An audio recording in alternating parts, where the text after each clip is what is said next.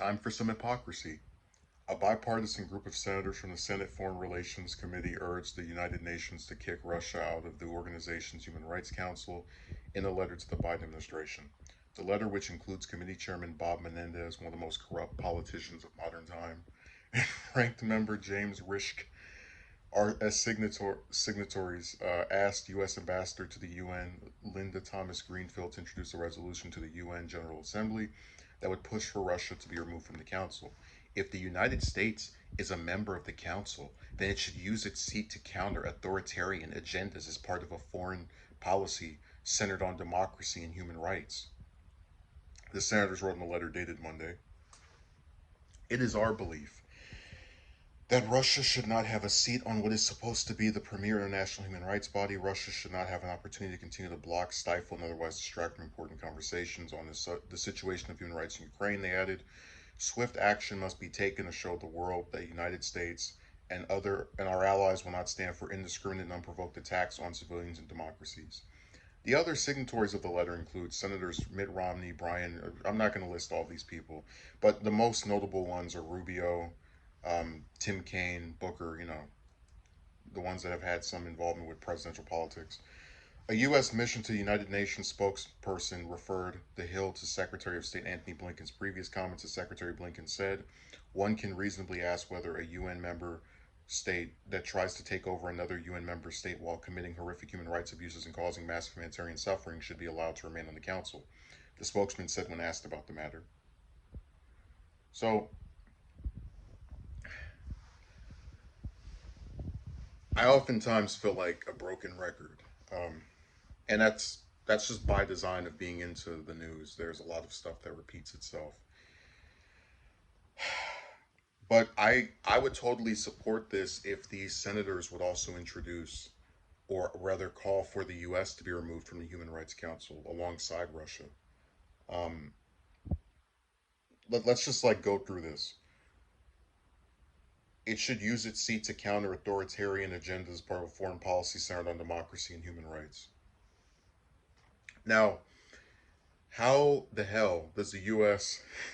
have a foreign policy centered on democracy when it's buddy buddy with Saudi Arabia, which does not have a democracy, um, and human rights? I mean, like, I don't even want to get into the Israeli-Palestinian stuff. Like, I really, because we will end up making this video 10 minutes for no reason. Um, but just a little tiny summary. Israeli government does screwed up things to Palestinian civilians.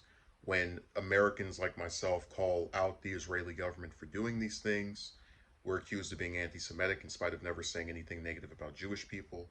So, that's just another example of the US's hypocrisy.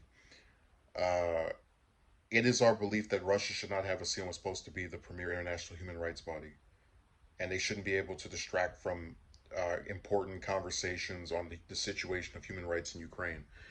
The U.S. really is using Ukraine as just this linchpin to take this weird moral high ground, and it's so sad because, like I mentioned before, American news outlets don't report the various human rights abuses that we participate in.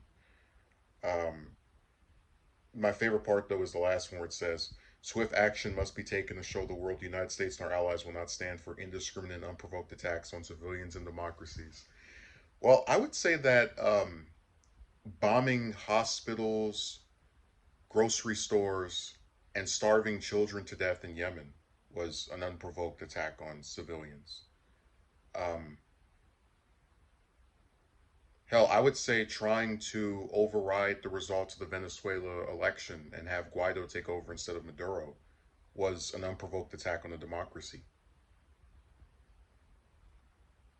And remember, the stuff I'm mentioning is not like from 50 years ago. This is all with either it's ongoing or it's in the last couple of years that they've done this. But like I said, the U.S. just has a lot of politicians that they know people. A lot of Americans are ignorant of what we actually do overseas, and they have selective outrage over the stuff with Ukraine and all of these other countries that we destroy and participate in terrorism toward. No one gives a damn. It's really sad.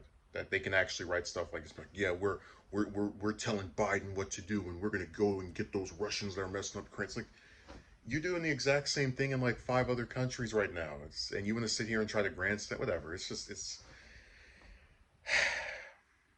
repetition is key.